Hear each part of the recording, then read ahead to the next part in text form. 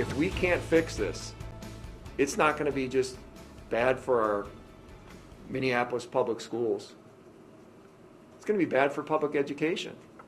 And most importantly, it's going to be bad for our kids. That was Minneapolis Public Schools Superintendent Ed Graff speaking on Tuesday when the teachers' strike within the district was just getting started. He and other leaders have continued to say the district can't spend money it doesn't have. And negotiations between the teachers union and the Minneapolis Public School District continues this weekend. Another mediation meeting is set for noon until 6 p.m. today. We invited both sides to come on our show this morning.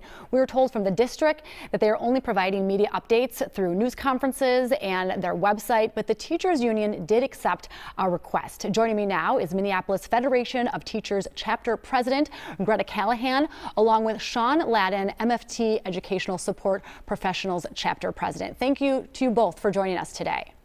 Thanks for having us.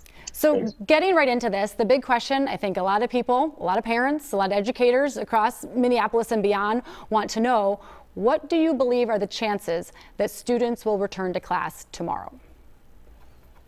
Well, we're really hopeful today. We are here, we're ready to be in mediation and get a deal done.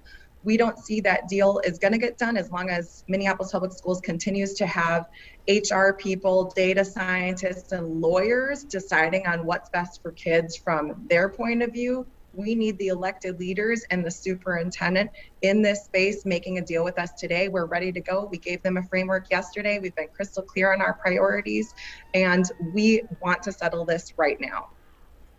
And the district shared some of their update last night on their website after things wrapped up.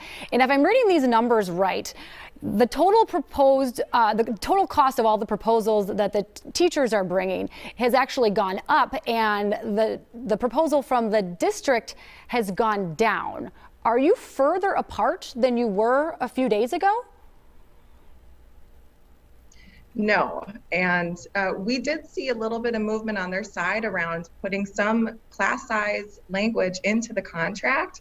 I'm looking at what you have on the screen right now, and that is filled with misinformation. Even like the 3.4 step advancement, that has to do with years of service and level of education. That's something that has absolutely nothing to do with this contract, and that happens anyway. So they're doing that to inflate numbers, to create division, and we're totally united, and the community is united with us, because what we're fighting for is to save the Minneapolis Public Schools and have the strongest schools for our students. If we continue to allow those who have been sitting at the table make the decisions for this district, it's going to keep going in the direction that it's going, which is driving right off a cliff. When I grew up in Minneapolis Public Schools, we had over 50,000 students. Today we have about 28,500. That's unacceptable. That's why we're here, and we're intervening, because our kids deserve better. Yeah, and the template is there for a settlement. We just saw this happen in St. Paul, and we've been very clear. That's what we're looking for: enforceable contract language around our priorities and living wages for our hourly ESPs.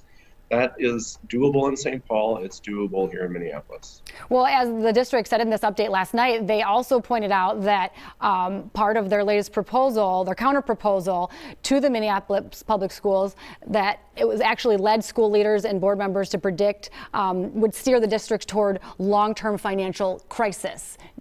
What is your response to that? They're headed in that direction. We're here intervening and saying, if you don't do something differently, if you don't invest in our students and those who are closest to them, you will no longer exist. And what I haven't heard from them once is what they're going to do differently. They continue to say that what we're asking for is something in addition to what they're currently doing. And what they're currently doing is not working. It is not serving our students. What are you hoping for today? Well, I think we've put templates on the table as to how we're going to get this deal done today. We're looking for movement to put mental health supports in the contract, to put adult educators onto the teacher's salary schedule, to see significant movement for ESPs. What we've seen so far, what they put on the table, they have said some numbers that look good, but those are for less than 10% of our members. They're still coming. The vast majority of our ESPs with a 2% in year one and a 2% in year two.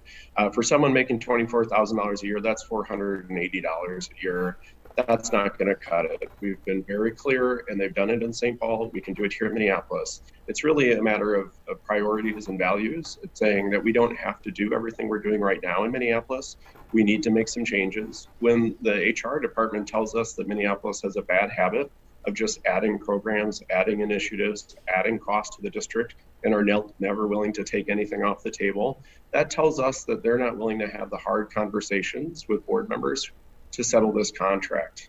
And we are hoping today not only to, get things in place, but we need to see those real decision makers, the superintendent and the school board, speaking to us. When we tried to speak directly to the superintendent and the school board chair the other night, we had HR and a lawyer saying they can't talk to us unless those two are present. And those two are the ones who are not serving our students.